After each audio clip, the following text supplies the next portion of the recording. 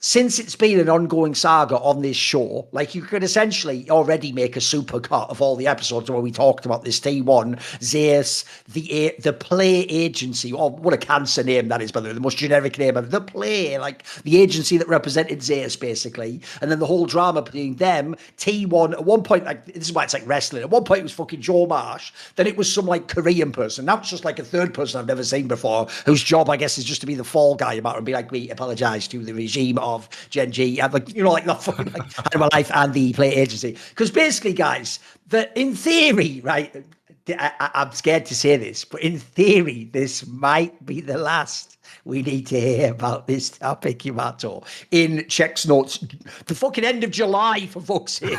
This shit was happening back like January or something, bro. Like, this story is a saga that just never ends, mate. This is like fucking One Piece, like, just end it already. Please, end it. Like, no one could go back to the beginning and start over. It's too long. It's too fucking long. So anyway, thankfully, I believe this might be the end, Yamato, because basically what happened is T1 did a big teaser where they said, basically, like, tomorrow we're going to be doing like an apology to Zeus. And if you ever saw the wording being used, this wasn't even, mate. Like, look, the one area they maybe tried to like claw a tiny bit of dignity back is they didn't just straight up say, and I have a reason why I think this is in a second. They didn't just straight up say, sorry, we lied, and just spitefully and maliciously tried to fuck you. I imagine for legal reasons. You don't say that, Yamato. Instead, they were just sort of like, we're really sorry that some misinformation, that dreaded fucking Orwellian term, some misinformation got spread around. And if you notice, I thought the most telling part was they didn't just sort of say like, hey, you know, we're sorry to our fans, or, you know, so like, they actually went out of their way to message that they were really sorry to Zeus and his family. I noticed they kept sort of stressing that detail. In fact, it wasn't even, it seemed that much about the agency. It was more like about him. I don't know about you, Yamato, but my initial immediate cynical take on this is like, one, I don't really feel like there's actually any new information there. I feel like everyone already took that conclusion anyway. So I have to say, I'm going to be cynical. This just feels to me like potentially Zeus's family were like, you know what, we're sick of this. Like, you've done this like 5 times. Like, you know what, fuck you, we're going to sue you. Like, you've literally damaged his reputation. Also, by the way, look, I get that T1, this is just the nature of that massive fan base. Well, people say, I mean, you could probably have guessed this, that suppose Zeus and his family have had like loads of death threats and people tell them, hey, yeah, whatever, which look, seems about right. I mean, the joke is, people in the West get death threats for saying the team will lose a match. So I could believe some nutter Korean fan went too far and sent a horrible message or whatever. And obviously, famously, if you remember, in this particular case, they were like doxing him or whatever the fuck. I think they found like some shit to do with like his family or some insane shit like that, or where someone worked or something. So basically, T1's done an apology where they don't like I said, they don't say they lied, but they say almost everything but that. And that pretty much, this just looks to me like surrender. It's like, right, let's just end this topic. Look, it's too late now. Also, by the way, it's convenient because you have also done it when, if anything, this is probably the best period ever with Thorin, like actually sort of working out now even, because I do think, by the way, if you look over the year, the timing of when they would always release new information from the T1 side always looked like they were just trying to distract people. It's like, if you probably know this, you know the classic old school Dave Chappelle skit where he's pretending to be like Obama or something, you know, and he's like in trouble. He's like at a meeting, he's like, then he quickly like knocks that like glass of like big thing of water all over to like escape. You know what I'm on about? He's like, yeah. That's like what T1 was doing every time they lost in fucking LCK. Like, they just go, yes, we need to address it. Oh shit, what are we doing with that Zeus thing? Like, and then run out the room and everyone's like, yeah, remember the Zeus drama, like a K-drama or something. So anyway, let's rewind. What do you think about this apology, mate? And is this it? Dare we say, is this the end of the story? Can we put that story to bed? What do you think? I'm with you 100%. My first reaction is, from a company standpoint, there would be no reason to release this unless you are actually under like judicial pressure. Like there is nothing else, because from a PR side, it's terrible because it feeds into like a portion of the T1 fan base that is very, very angry at management, which is back to the point where SKT turned into T1 and an American took over the company, so to speak. You know, like there's diehard fans that are very, very angry at management, and it ties into the whole saga of the whole year. And obviously losing Zeus really, really put an even bigger emphasis on that. And then with everything that was spun around, like Joe Marsh said that how alive are liars with that lion tweet that he did, with the implication playing Twitter games. And remember, it was initially T1 implied they'd be the ones to win the agency or whatever. They were like, we will seek legal matters. They were the ones threatening this shit initially, if you remember, yeah. And on top of that, it was I remember the whole AMA post where Joe Marsh was like saying that these agents don't know what's best for the players, they're ruining their futures, and then they made the claim in the aftermath saying that these comments were just an observation on esports as a whole. Like, bro, we can't forget all of this shit that happened in the in between. I love that. That's like, if you don't know, by the way back in the day, people always forget this detail that makes it way funnier. You know the famous story everyone knows that in the 90s, Bill Clinton got like impeached over the idea that he'd had sex with his aide or whatever, which is what Monica Lewinsky's role was. She was sort of like almost like an intern or whatever, like secretary in his office. And obviously the premise goes like she was sucking his dick or whatever. There's actually an even funnier detail a lot of people forget, which is quite, I know this might seem weird because actually people have often portrayed Bill Clinton a bit like they do George Bush, like he was an idiot or whatever. He's actually quite a smart guy. People don't know, think he was like a Rhodes Scholar who went to like Oxford or something. Like he wasn't some moron. It's just he had like a southern accent or whatever, which people associate with being like a hick or whatever the fuck. And basically, one of the things he did in court was like this. He started just having like a semantic debate about things like, well, really, it would depend what you mean by the word the. Like, he was actually doing shit like that, bro. It's like, fucking hell, this is how far we've retreated into, like, but what do words even mean, really? Like, that's what it felt like. I know what you mean, because, like, they did try that angle. And also, the funniest detail of all, like, it makes me laugh so hard seeing it now. If you go back and look at that AMA, Yamato, where it's translated from Joe Marsh, it says within the AMA, even though this is doing, like, January, like, this will be our final remarks about, like, does it, like, ain't no way. Bruh, what are you talking about? It never ends. It just never ends. No, I think in the end, it's like, it seemed like there were certain obligations points that they needed to hit, almost like an ad read, like, you need to say this, this needs to be included, this needs to be included, this needs to be included, because it was so specific. It's like, as you mentioned, Zeus's family, also to the agency as well. They also mentioned that they basically lowballed Zeus. Like, I thought that was like dude, that's crazy, isn't it? Like, they admitted essentially, like, remember, their whole position until recently was this. It was the idea that, like, no, that was our opening bid and we thought you'd push back. They kept saying that angle as if that's normal. But no, they essentially apologized for almost like, I think they even said something like insulting him with the offer or something. Like, I could see how it could be taken as like a slight or something, which is kind of great. That's nuts to admit, mate. That's really nuts.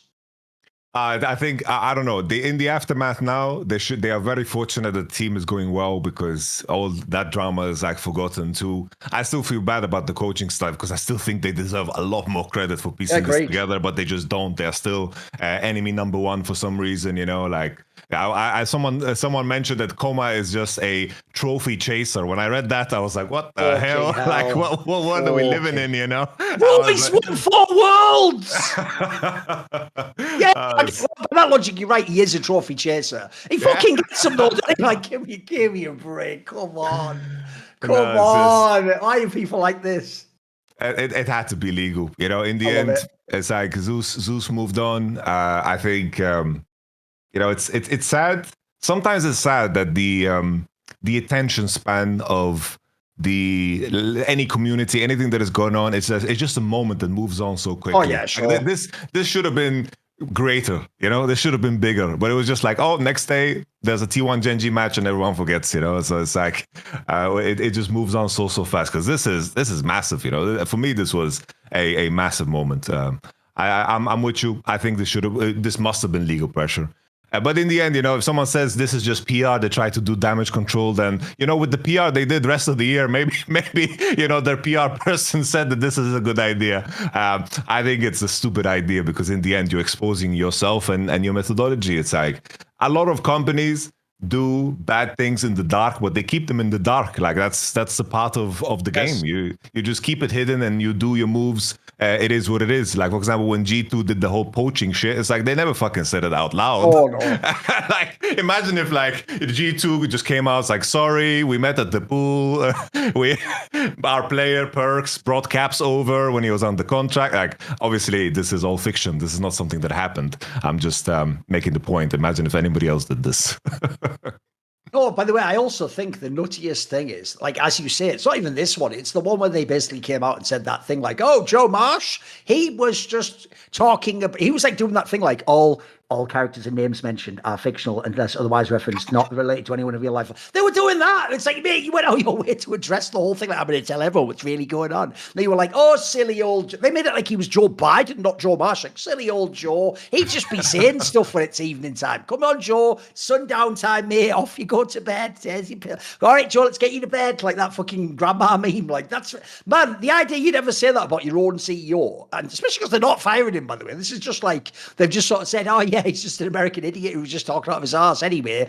Business as usual, continuing on. Like, the whole thing's done. And I agree with you as well. Do you know what? Even though a hater will go, wow, Thorin, you've done it again for the millionth time. You've successfully taken you being wrong and then made it sound like you were right. Yeah, watch our work, motherfucker. This is masterful. I actually think the reason why I will also give extra credit to the T1 coaching staff is because, mate, if you actually look at what they did with the Smash Gumayushi thing and how they like gradually made Gumayushi like work back into the lineup, and then once he was in the lineup, there was pressure on him. If he hadn't performed, then he'd had a bunch of bad games. We all know how LCK works, but you get straight yanked out, in comes the sub. If he plays well, then he gets your spot for the next week or so. Right? If you look at the way that works, I don't think it's some coincidence by the time he got to MSI, Gumayushi looked like he was back in like peak form, mate. Like, if anything, you say like the coaching staff was right. Like, that approach worked because like, you could certainly argue. I mean, they didn't end up obviously having the exact same lineup because Zeus didn't sign. But one of the dangers, by the way, of signing an entire squad of team that just won, I can tell you from other games,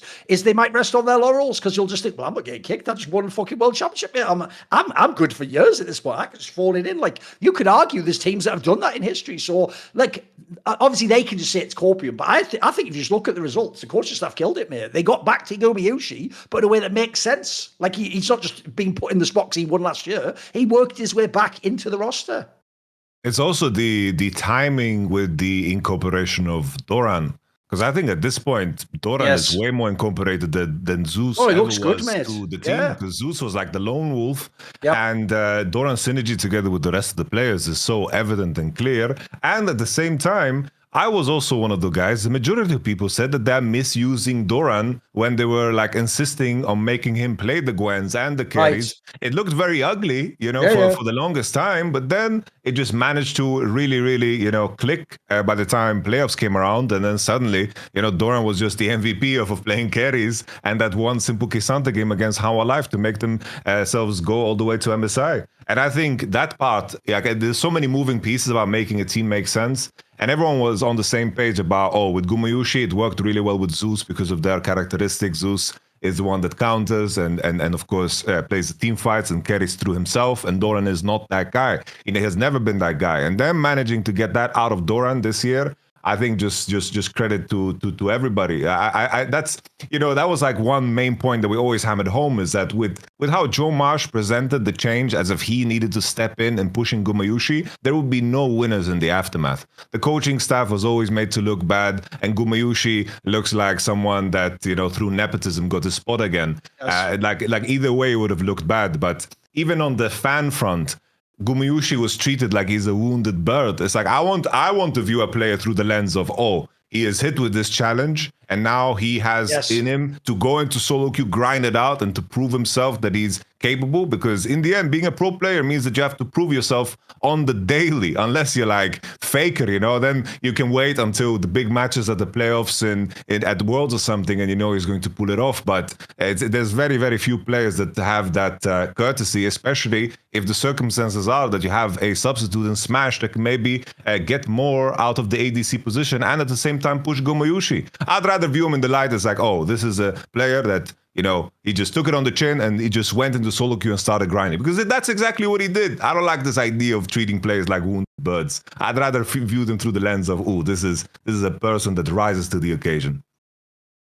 It's a 23-year-old, two-time reigning world champion, for fuck's sake. I know what you mean. It's not like, put it this way, the real joke is this. That's actually how you guys should have treated someone like Porby when he did come in for Faker. You didn't, of course. You were all totally ruthless and cynical, and the second he was shit, you were like, get him out the game, he can't play League. Whereas, I know what you mean. When someone's a world champion, all of a sudden it's like, don't drop the baby. Oh, no, is he okay? Like, fucking hell, like me. He's a mega world champion who just signed another massive contract with a giant giant organisation. Like, he'll be okay. In fact, if anything, like I say, I think this actually might have been the kick up the arse that got him back into form because, mate, he's not just in form now. He's actually one of the best ADCs in the world. Like, see more cool, funny, interesting clips based on topics from my content? Well, subscribe to this channel then, or, you know, be a pleb and don't.